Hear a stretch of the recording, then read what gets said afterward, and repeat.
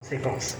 C'est pourquoi Wittgenstein disait « Ce dont on nous aurait parlé, il faut le taire ». Et si la parole, comme dit l'adage, était d'argent, le silence serait d'or.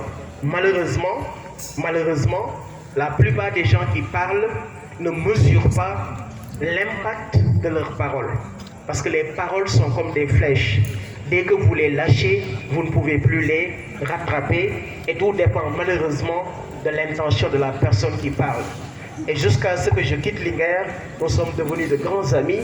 On prenait souvent le thé ensemble. Ça veut dire simplement qu'il est extrêmement important de toujours exercer son esprit critique.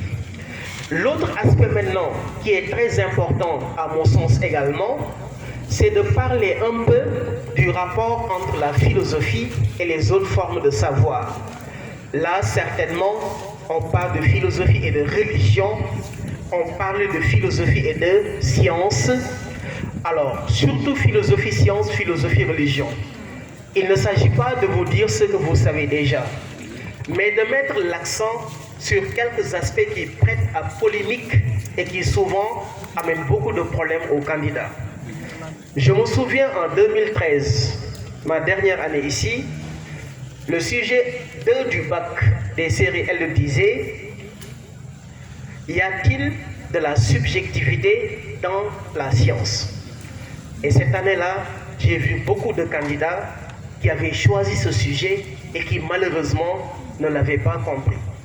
Parce que, ici la thèse sera quoi? La thèse sera, il y a de la subjectivité dans la science. Alors, comment un élève peut expliquer que dans la science, il y a une bonne dose de subjectivité? Et ça, c'est une thèse à défendre. Parce qu'en général, souvent les gens pensent que l'un des discriminants fondamentaux entre la science et la philosophie, c'est l'objectivité et la subjectivité. En 2015, le sujet 1 du bac disait « L'objectivité n'est-elle qu'un idéal ?» La thèse c'est quoi? L'objectivité n'est qu'un idéal. Beaucoup d'élèves, en voyant le mot objectivité, ils ont pensé que le sujet se limitait simplement à la science. Or, ça parlait à la fois de philosophie et de science. Autant la science vise l'objectivité, autant la philosophie également vise l'objectivité. Même si du point de vue de la méthode, la démarche expérimentale qui caractérise la science donne plus de gages d'objectivité comparé à la philosophie. Je pense que là, c'est peut-être quelques erreurs qu'il faut souvent éviter. C'est comme quand vous dites, la science est pratique, elle est concrète, alors que la philosophie est théorique et abstraite. Alors que la science n'est pas pratique. La science, elle est aussi abstraite et désintéressée que la philosophie. Ce qui est pratique et concret, ce n'est pas la science, mais c'est plutôt la technique, n'est-ce pas?